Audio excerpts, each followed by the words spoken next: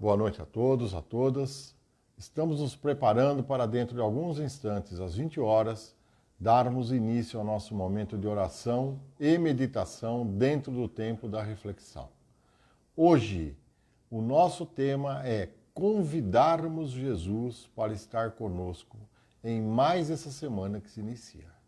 Logo mais às 20 horas, na gratidão, no amor e na paz.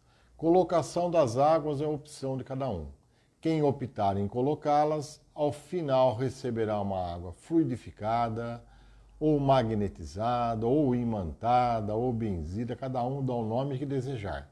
O importante de sabermos é que ela complementará a fusão das energias que seremos presenteados pela espiritualidade presente ao nosso lado neste momento, neste encontro fraterno, que somos gratos apesar de não sermos dignos. Que Deus abençoe. Até já, às 20 horas. Gratidão.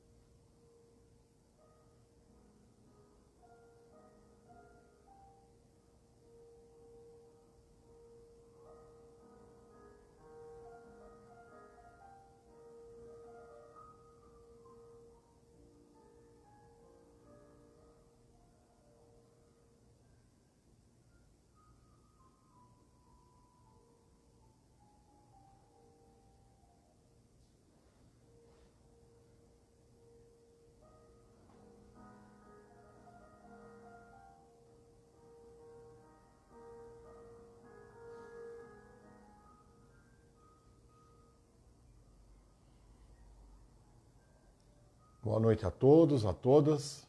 Estamos dando início ao nosso momento de oração e meditação dentro do tempo da reflexão.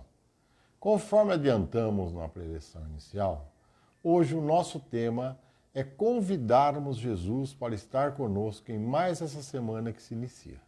Sempre lembrando que hoje é o primeiro dia da semana, pois amanhã teremos o segundo, o terceiro, o quarto, o quinto, e desta forma iniciaremos a nossa semana com esse espírito de luz a nos auxiliar na tomada de decisões pelo nosso livre-arbítrio, no sentido de evoluirmos, de crescermos, de entendermos a mensagem que ele nos trouxe. O Cristo, ele ao chegar aqui junto de nós, através de um corpo como o nosso, idêntico ao nosso, não diferente, ele nos traz uma possibilidade de adentrarmos a um novo mundo, a uma nova situação, a uma progressão que seria exponencial se tivéssemos entendido e aplicado os seus ensinamentos. Ele nos fala de uma forma tão simples, tão fácil de ser compreendida, que não é necessário que você tenha grandes capacidades intelectuais. Não que não atinja também, mas para nós, pessoas comuns. E lembrando que desde aquela época, até recentemente nos anos 50, o que nós tivemos? O índice de analfabetismo era gigantesco. Então a mensagem do Cristo ela não poderia ser de outra forma que não fosse simples, que não fosse fácil de ser assimilada. E isso serve de orientação para nós. Por isso que muitos hoje, ao encontrar lá as parábolas, ao encontrar a passagem de Jesus, nós temos esse livro magnífico, que é o Boa Nova, psicografia de Chico Xavier, ditado por Humberto de Campos, que nos mostra, além desse que nós vamos utilizar para a leitura daqui a pouco, que é o Jesus no Lar, nos mostra a convivência de Jesus com os apóstolos, com aqueles ali que estavam acompanhando ele, com seus familiares, detalhes que talvez tenham passado, tenham sido deixados de lado à medida que nós fomos adquirindo crenças por filosofias que se alicerçaram nos ensinamentos do Cristo, mas acabaram por transformarem-se em verdadeiras instituições religiosas. Ou seja, começamos a receber uma moldagem diferente daquela que Jesus deixou. Então, isso aconteceu ao longo das nossas encarnações. Esta é uma das grandes dificuldades que nós temos de implementar essa simplicidade, essa sabedoria infinita nas suas pequenas palavras, nas suas pequenas histórias. Mas nós trazemos essa crença, é importante saber isso, porque ela é um fator limitante na nossa evolução. Ela nos traz condicionamentos que estão inseridos na nossa mente, estão inseridos no nosso inconsciente, são verdadeiros HDs que estão aí instalados com inúmeras experiências.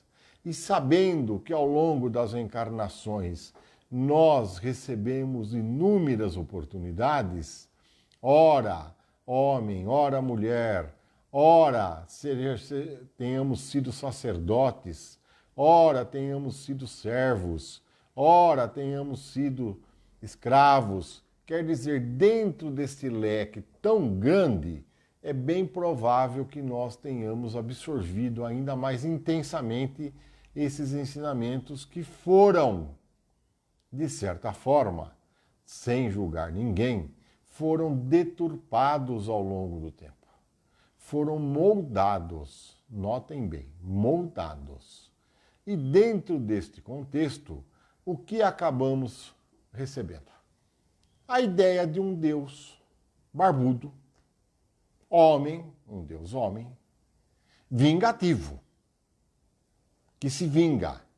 Porque se você não andar na linha, olha o que está em nós, se você não andar na linha, você vai queimar no inferno eterno. Olhe os ensinamentos que nós recebemos. Quer dizer, fomos coagidos de uma forma de um Deus vingativo. Se você andar ali no meio, em cima do muro, você vai para o purgatório. Por quanto tempo? Não sabemos. Ou se você for uma pessoa de bem, nós vamos para o descanso eterno. Nós vamos ficar lá no ócio, tocando harpas, ouvindo harmonias, e assim foi a educação religiosa que nós recebemos.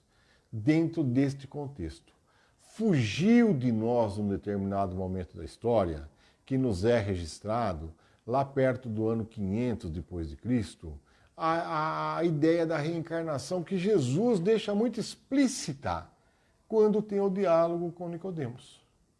Que ele explica a Nicodemos que o homem teria que nascer de novo. Quando fala de João Batista, quando fala de Elias, então nós vamos entendendo agora toda essa resistência que nós temos, porque a ideia não é transformar a doutrina espírita numa nova religião. Não é nada disso. A doutrina espírita vem fundamentar os ensinamentos de Jesus que foram deturpados ao longo do tempo, que foram moldados para servir a interesses.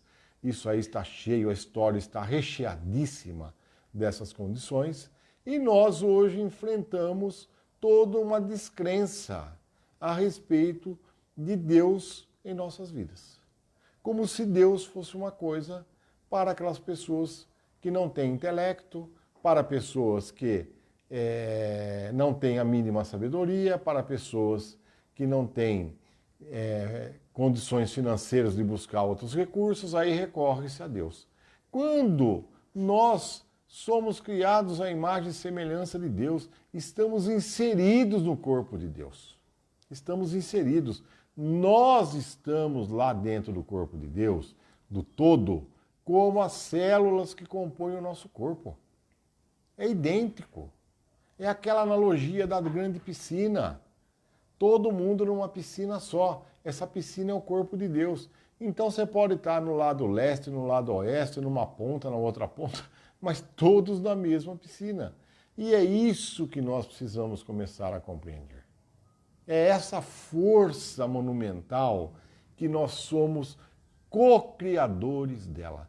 Nós também somos um pedacinho de Deus. E sendo um pedacinho de Deus, trazemos em nós a capacidade de criar, de trazer transformações monumentais quando confiamos, quando utilizamos esses talentos a favor do amor, a favor do bem, a favor da paz, a favor de uma vida com mais igualdade. E nós fomos nos perdendo, e o tempo foi passando, e uma encarnação, depois de outra encarnação, e cada tempo que nós temos comentado aqui com vocês, cada 2000 anos mais ou menos, existe aí uma possibilidade de progressão. E nós estamos agora nesse tempo. Estamos nesse tempo. Então, o que é que cabe a nós fazer? Minimamente, refletir. O convite está feito. Não é desconhecido por ninguém. A doutrina de Jesus, ela não nos prende de forma alguma à prática de dogmas. A doutrina de Jesus é de liberdade, é de livre-arbítrio. Eu não preciso ter nenhum ritual, eu não preciso ter nenhum patuá, eu não preciso ter nenhum símbolo que vai significar que eu vou evoluir ou não vou evoluir. Não preciso. Nós trazemos isso como uma verdade. Notem vocês que nós utilizamos muitos símbolos. Dentro dos cultos católicos apostólicos romanos, nós trazemos as imagens, trazemos lá o rito do missal, trazemos toda aquela situação, o próprio ato da comunhão, de receber a hóstia, todo aquele grande cerimonial que é envolto, só que você vai a uma missa e você lá sente o quê? Que nós não estamos conectados ali com aquele momento. Nos cultos evangélicos, cultua-se muitas vezes o Velho Testamento. Nós vamos lá para o Velho, quando Jesus promulgou. Então são esses detalhes que estão atrapalhando o nosso entendimento de uma vida melhor, de uma vida mais tranquila no sentido de evolução. Porque olha o que acontece. Olha o que acontece. É um parto que nós estamos vivendo. O nosso espírito, a nossa centelha divina, que é o pedacinho de Deus, ela quer evoluir. Ela quer crescer. Ela quer nascer. É um parto. E ela vai nascer de alguma forma. Se nós não entendermos o recado, nós ficamos aí querendo, vamos lá, entre aspas, curtir a vida. Eu não quero saber de evoluir, não quero saber de trabalhar a favor do mundo melhor, não quero saber de ajudar os meus irmãos, meus semelhantes, não quero saber de praticar nenhuma filosofia religiosa, prefiro designar-me ateu, que eu não acredito em nada, que eu não tenho confiança. O que é que acontece? Tal qual num parto, imaginemos aí um ovo que o pintinho lá dentro, que é o nosso espírito, ou uma borboleta que está dentro da sua crisálida, e ela começa a fazer uma força para romper, para nascer. E nesse momento, nós adentramos a uma situação de conflito interno. É quando o nosso espírito quer seguir em frente e nós, buscando conhecimento, buscando toda a orientação que nos é dada, ignoramos. Aí existe uma luta do nascer que é muito mais forte do que nós, que é a centelha divina, que é a nossa parte imortal e ela sabe que tem que evoluir, que tem que crescer, que o tempo está passando. Mas nós acabamos ignorando toda essa oportunidade. Aí começamos a ter o quê? Os vazios existenciais, as depressões. Começamos a ter patologias de dores, patologias de mal-estar, patologias do que? De ansiedade. Passamos a ter patologias também do que? De compulsão. Começamos a comprar sem necessitar. Vivemos essa época do consumismo. Quantas vezes consumimos sem fazer uma análise se de fato precisamos daquilo ou não? Nós fomos moldados agora no tempo moderno, nessa era moderna, ao consumo. Precisamos consumir. É consumindo que eu vou satisfazer o meu eu interior, mas não é. É amando o meu semelhante.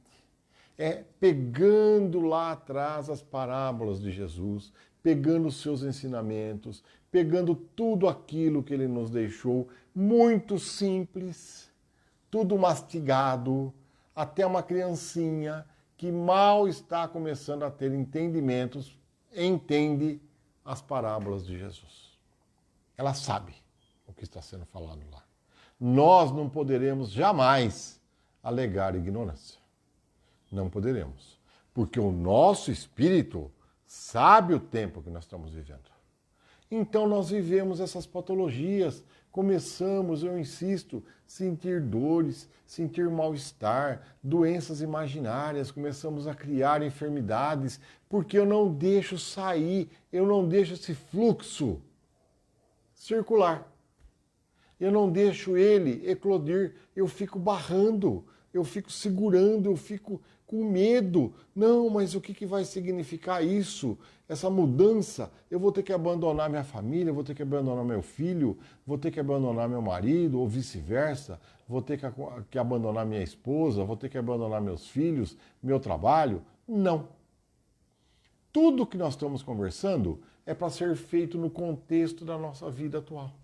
Aonde nós nascemos, aonde nós estamos vivendo, as famílias que nós pertencemos, a que nos recebeu, a que constituímos, eventualmente outras. Então é aí que eu tenho que pôr em prática. No meu trabalho, no meu estudo, é aí que eu tenho que pôr em prática. E de uma forma bem consciente e disciplinada. Notem que quando Emmanuel apresenta-se a Chico Xavier, que nós tivemos a oportunidade de ver de uma forma que o visual auxilia muito a literatura, no filme da vida de Chico Xavier, lá na beira daquele riacho, quando Emmanuel apresenta-se a Chico Xavier, o que é que ele pede a Chico? Condição primeira, disciplina. Segunda, disciplina. Terceira, disciplina. Quarta, disciplina. Quinta, disciplina. Nós não somos Chico Xavier. Somos pessoas comuns. Mas o que é ter disciplina? Eu vou precisar deixar de viver minha vida, não vou tirar férias, não vou sair aí, não vou ter o meu lazer? Não. Você vai continuar fazendo tudo isso, só que nós vamos dedicar um tempo do nosso dia a dia para meditarmos, para implementarmos o que Jesus nos trouxe. A lei do amor. E quando eu começar a praticar a lei do amor, eu terei, olha que é uma insistência das nossas reuniões, eu terei aquilo que todo mundo deseja. Felicidade e prosperidade. Notem bem, teremos isso. Esses dois desígnios que tanto buscamos com aquelas situações anteriores que nós estamos vivendo ainda hoje. Compulsões, ficamos vazios, ficamos lá perdidos, ficamos desorientados, ficamos com dores, não tem diagnóstico. Então eu vou confiar em Deus. O que é confiar em Deus? É deixar o todo, deixar a centelha agir na nossa vida. Ela sabe o que tem que fazer. Eu não preciso ficar preocupada. Eu não preciso ficar aí buscando conhecimentos, buscar atitudes, buscar rituais, buscar roupas. Eu não preciso fazer nada disso. Eu vou começar a ouvir o meu eu. Vou fazer um insight, vou entrar dentro de mim. E isso que é a meditação interessante de ser feita. É ouvir o nosso espírito falando na nossa mente material. Vamos fazer isso. Vamos começar a nos libertar, porque é necessário, a hora é chegada.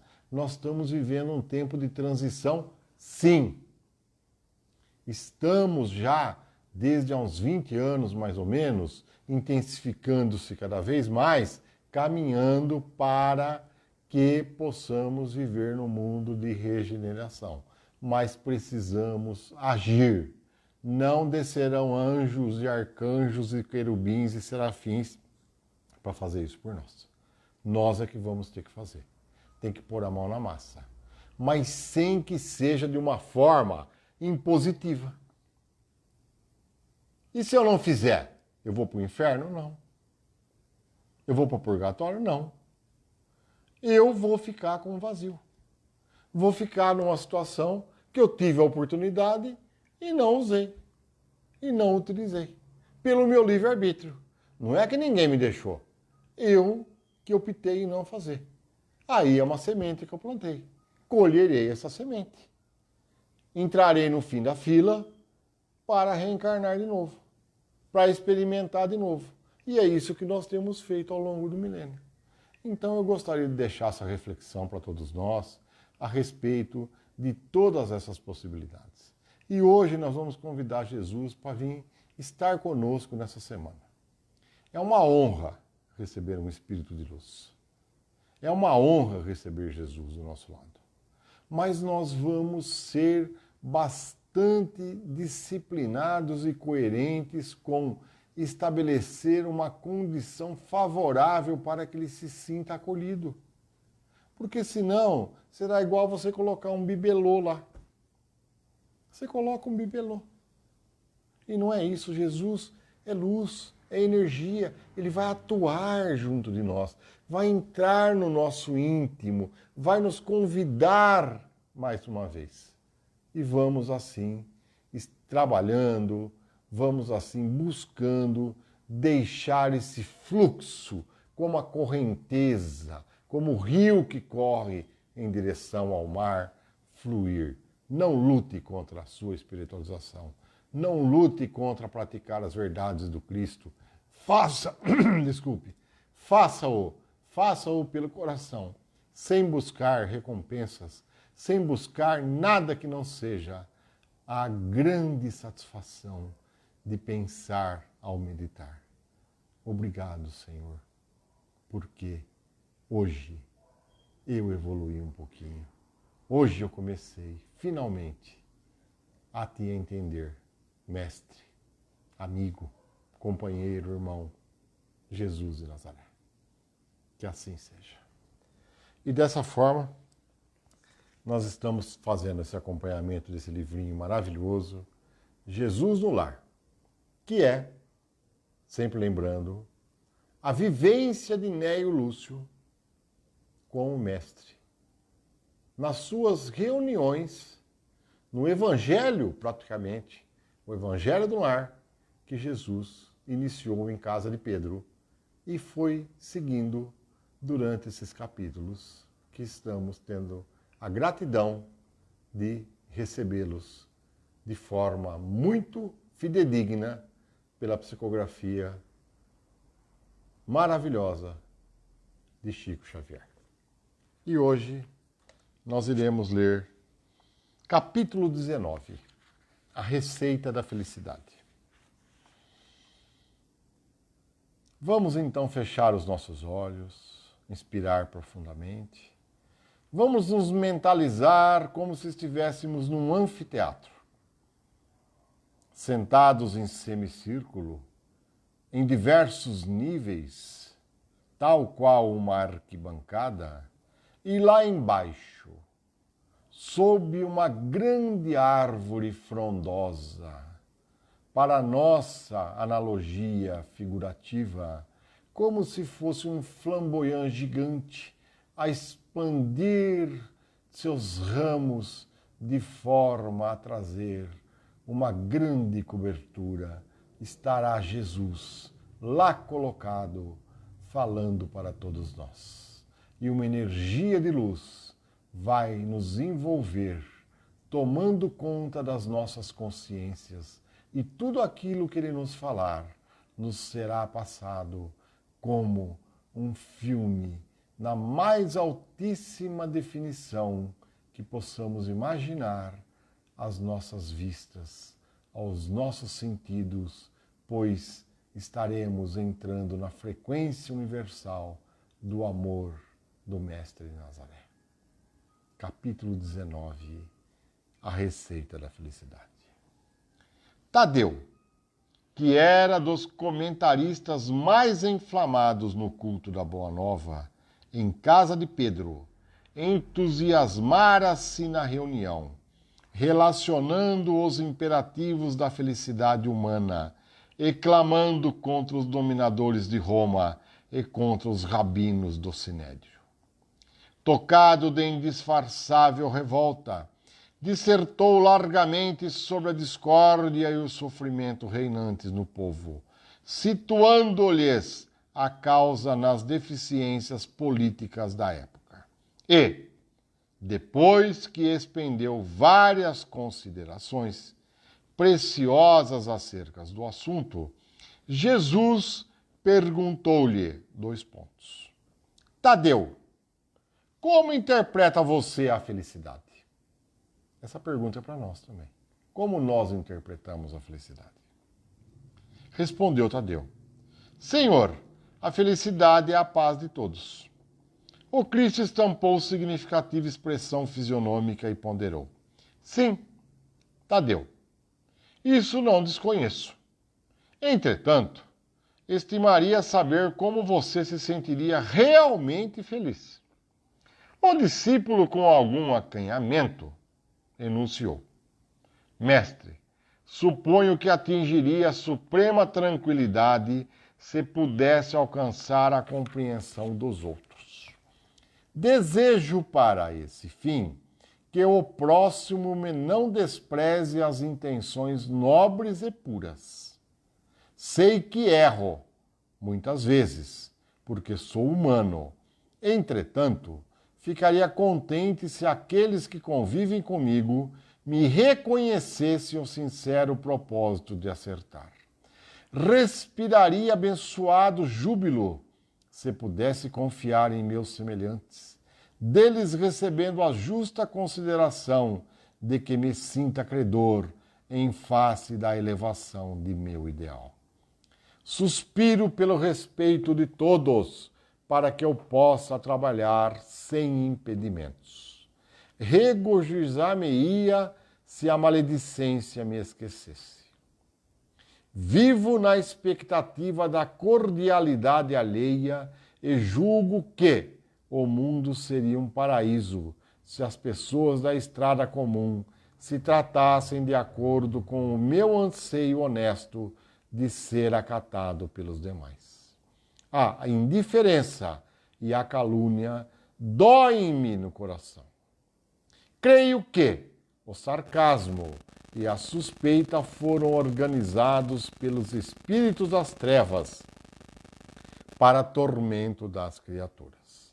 A impiedade é um fel quando dirigida contra mim.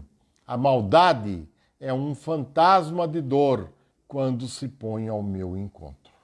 Em razão de tudo isso, sentir-me-ia venturoso se os meus parentes, afeiçoados e conterrâneos, me buscassem não pelo que aparento ser nas imperfeições do corpo, mas pelo conteúdo de boa vontade que presumo conservar em minha alma.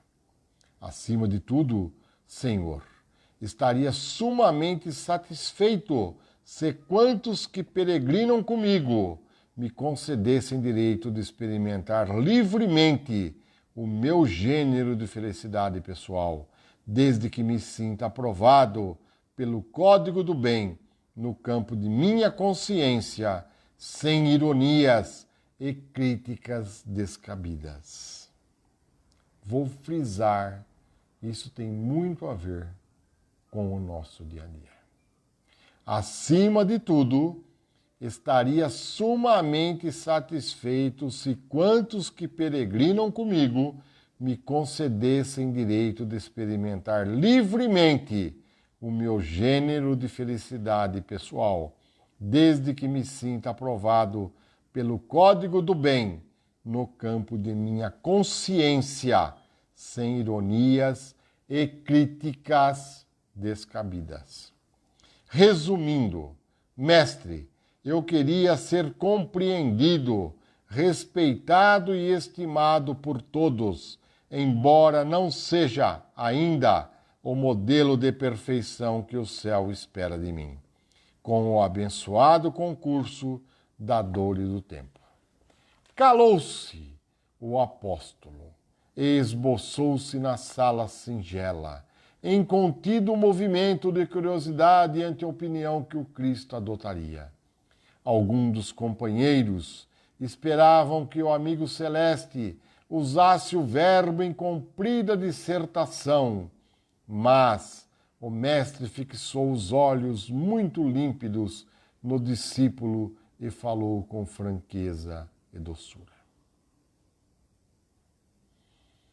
Tadeu, se você procura então a alegria e a felicidade do mundo inteiro, proceda para com os outros, como deseja que os outros procedam para com você. E caminhando cada homem nessa mesma norma, muito breve, estenderemos na terra as glórias do paraíso.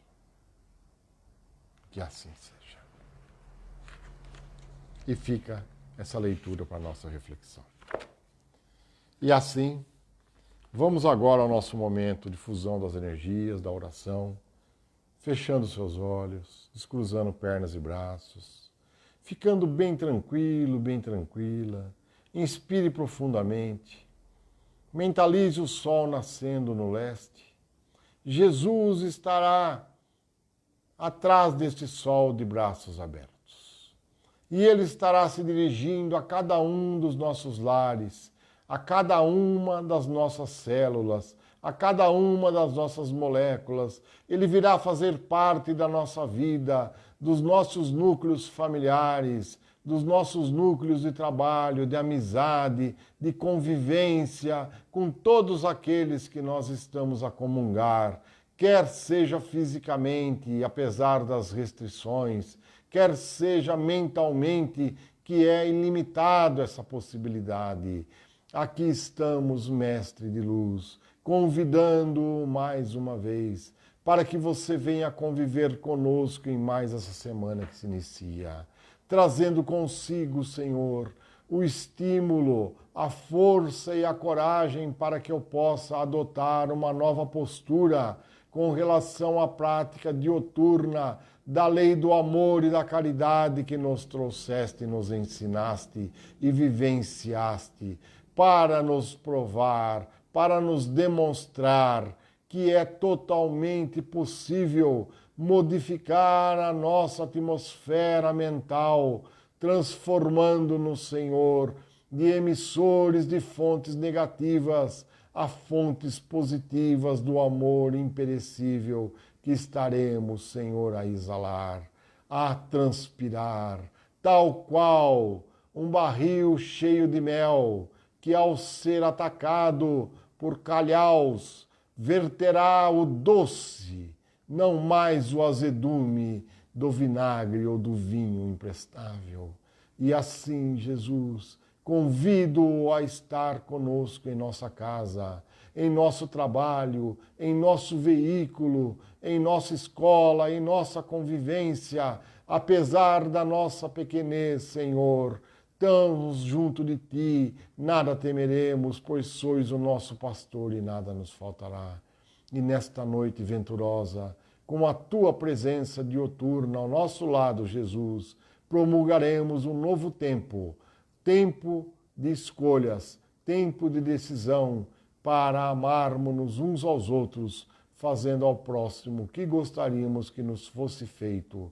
Colocaremos você, Mestre, como nosso ídolo, substituindo toda e qualquer situação que tenhamos até então adotado.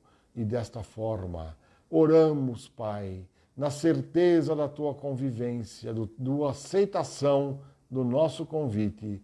Vamos orar. Pai nosso que estais no céu, santificado seja o vosso nome. Venha a nós o vosso reino. Seja feita a vossa vontade, assim na terra como no céu. O pão nosso de cada dia nos dai hoje. Perdoai as nossas ofensas, assim como nós perdoamos a quem nos tem ofendido. E não nos deixeis cair em tentação, mas livrai-nos, Senhor, de todo mal, pois vosso é o reino, o poder e a glória para todos sempre. Gratidão, gratidão, gratidão. E em nome, Senhor, desta visita, minimamente façamos o mantra da gratidão para equalizarmos as nossas mentes, cientes que estamos da possibilidade reencarnatória pela misericórdia do amor do Pai. Aqui estamos a pedir perdão a quem quer que tenhamos ofendido, usurpado, magoado, abandonado, entristecido, que tenhamos, Senhor, influenciado em caminhadas amargas e difíceis. Aqui estamos, Pai, agradecendo, sendo gratos pelas tentações, pelas provações, sendo gratos, Senhor, por todas as colheitas que estamos a fazer da sementeira outrora deixada na caminhada. Eu me amo e me amando estarei promulgando a lei do amor por onde quer que eu passe e externarei diante de ti gratidão, gratidão, gratidão. E neste momento, Pai, de reflexão, estamos a atravessar este fenômeno da pandemia. Oramos pelos lares, oramos pelos enfermos, pelas equipes de saúde que se desdobram no acolhimento, pois lá muitos estão no isolamento. Oramos por aqueles que, mesmo não afetados diretamente, estamos acuados quando a nossa fé não nos sustenta, para que entendamos que você sempre enviará os fluidos do amor a nos proteger, a nos proporcionar, desde que façamos a nossa parte, todas as condições para que seja feita a tua vontade, assim na terra como no céu. E assim, Jesus, agradecemos e confiamos e somos gratos pela aceitação deste convite que mais uma vez te fazemos pelo nosso coração. Gratidão, gratidão, gratidão. Que assim seja. E dessa forma, Jesus estará conosco em mais uma semana. Vamos aproveitar, mais uma vez, para refletir, para uma tomada de decisão, enfim, de despertarmos desse torpor que mergulhamos nesses 2 milênios, minimamente, que estamos aqui a vivenciar. E amanhã, com a permissão de Deus, às 20 horas, nosso momento de oração e meditação voltado para a reforma íntima. Gratidão a todos e honremos a presença do Cristo. Que Deus abençoe a todos nós. Gratidão, gratidão, gratidão.